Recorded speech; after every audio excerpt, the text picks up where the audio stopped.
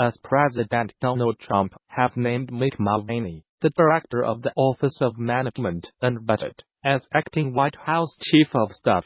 Mr. Mulvaney 51. replaces General John Kelly, who is leaving by the end of the year. In a tweet, Mr. Trump described Mr. Kelly as a great patriot who had served the country with distinction, but earlier this year, General Kelly was forced to deny he had called Mr. Trump an idiot. This came after the quote was included in a book about Mr. Trump by the veteran investigative journalist Bob Woodward. John Kelly is said to have used the description repeatedly, and also allegedly said that it is pointless to try to convince Donald Trump of anything. The president said that Mr. Mulvaney has done an outstanding job while in the administration. I look forward to working with him in this new capacity as we continue to make America great again. He tweeted, I am pleased to announce that Mick Mulvaney, director of the Office of Management Budget, will be named acting White House Chief of Staff, replacing General John Kelly, who has served our country with distinction. Mick has done an outstanding job while in the administration. End of Twitter post by @RealDonaldTrump. Friday is announcement ends. Phase of speculation about the new White House Chief of Staff, one of the most prestigious jobs in Washington. While the president has the final say on policy, the Chief of Staff wields incredible informal power and influence. The BBC's Anthony Zurcher in Washington says Nigeria's military has revoked its earlier decision to suspend activities of the UN Children's Agency Unicef in the northeast of the country. The military said this came after extensive deliberations during emergency talks with Unicef officials. Earlier on Friday, the army had accused the agency of spying for Islamist militants in the restive region. Millions of people displaced by the Boko Haram insurgency in the northeast are dependent on humanitarian aid. In a statement, the army said that it had lifted a 3-month ban on UNICEF's operations. It said that during the meeting it urged UNICEF representatives to ensure they share information with relevant authorities whenever induction or training of new staff is being conducted. The statement came just hours after the military had accused the United Nations Agency of spying for Islamists. UNICEF staff train and deploy spies who support the insurgents and their sympathizers. The army said these were unwelcome practices that could further jeopardize the fight against terrorism and insurgency. It added, this is not the first time the army has taken dramatic action against the United Nations agency.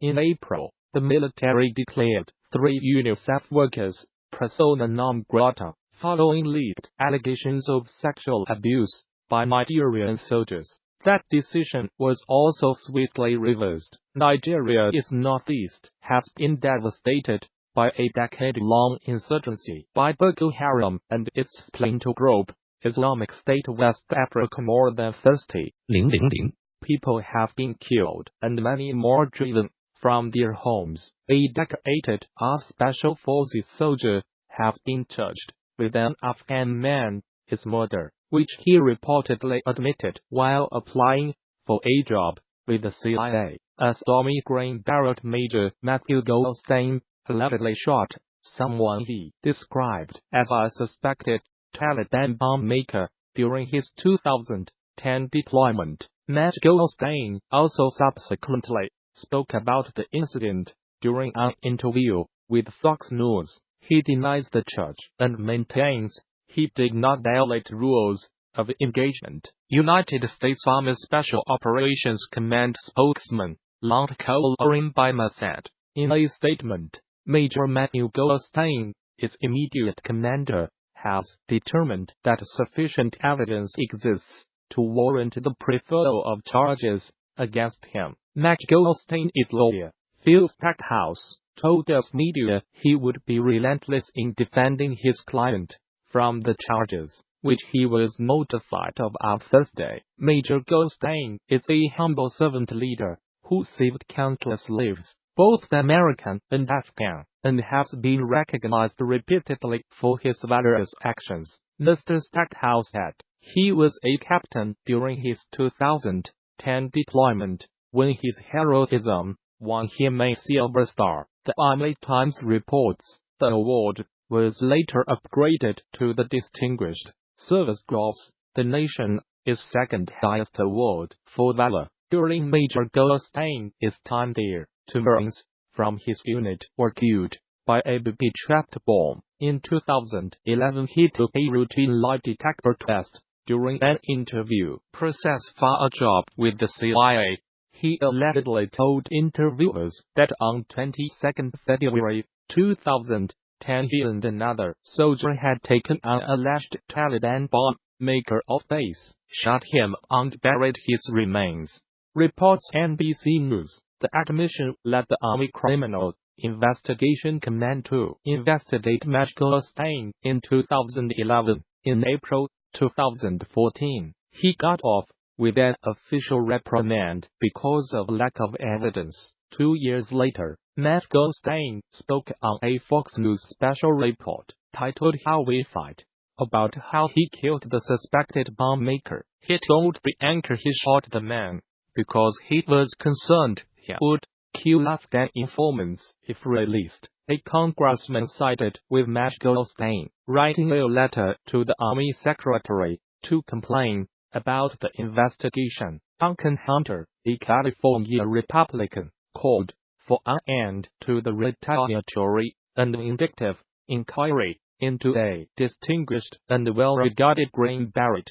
Major Goldstein was placed on leave, but has since been recalled to active duty. According to Army Times, he is charged with premeditated murder, which carries a possible death penalty. An investigation has been launched after a 7-year-old girl died while in the custody of the U.S. Border Patrol. The Guatemalan child, named as Jacqueline Carl McQueen, was detained last week after crossing the U.S.-Mexico border with her father. Officials say it was earlier reported that she died of dehydration, but border officials insist the pair had access to food and water while they were in detention. A government watchdog will investigate before releasing a final report. The death of the girl has brought renewed focus on President Donald Trump's hardline immigration policy and on to the migrants who are traveling from Central America to the U.S. border. The migrants say they are fleeing persecution, poverty, and violence in their home countries. Many say they are aiming to settle in the U.S. despite warnings that anyone found entering the country illegally will face deportation, according to U.S. Customs and Border Protection (CBP). The girl was apprehended with her father for illegally entering the country on the evening of 6 December. She was then screened and found to have no health issues. It says she was held in a location that had food, water, and toilets before she was loaded onto a bus with her father ahead of a 9-mile, 151-kilometer journey to the nearest border patrol station. But the girl began vomiting while on the bus, officials say, and later stopped breathing. When the bus arrived at the border patrol station, she received emergency medical attention and was revived twice before being flown to hospital in El Paso. According to the CBP, it says she died there after suffering a cardiac arrest and was diagnosed with brain swelling and liver failure. Border Patrol agents did everything in their power to provide emergency medical assistance. CBP Commissioner Kevin K. McLennan said in a statement, "We welcome the Department of Homeland Security's investigation and will review the incident operationally to learn from this tragedy." He added, "Some Democrats have called for resignations over the incident, while others, including former Secretary of State Hillary Clinton, have said it is part of a humanitarian crisis on the border. It has been running high since the arrival of almost 700 migrants in recent weeks. Last month, as border agents used tear gas on a crowd of migrants, including children, trying to cross the border, the agents said that personnel had been assaulted and hit by stones. However, critics accused the Trump administration of a draconian response, while Mexico demanded an investigation